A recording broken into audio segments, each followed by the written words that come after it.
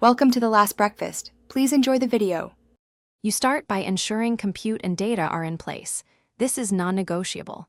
Once you have a GPU or cloud node, pick a model family that matches your goal, text, image, or multimodal, and why it fits. Then prepare a clean, labeled dataset, check formats, and confirm licenses so you can iterate fast. Next, create a dedicated environment, install dependencies, and run a quick sanity check training for one epoch so you confirm end-to-end pipeline functionality before scaling up.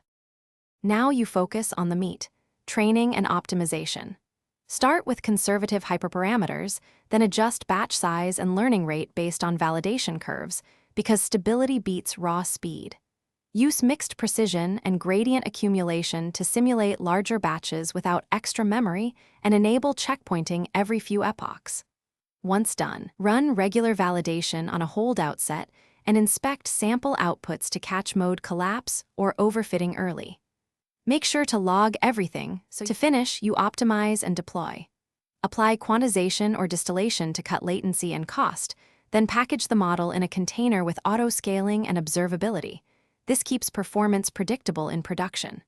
Once deployed, run A/B tests and monitor logs, latency, and output quality. If things go wrong, first check for data drift or corrupted checkpoints, then revisit learning rate and recent hyperparameter changes. If needed, roll back to the last validated checkpoint and iterate from there. Thanks for watching. If this was helpful, leave a like and consider subscribing. See you next time.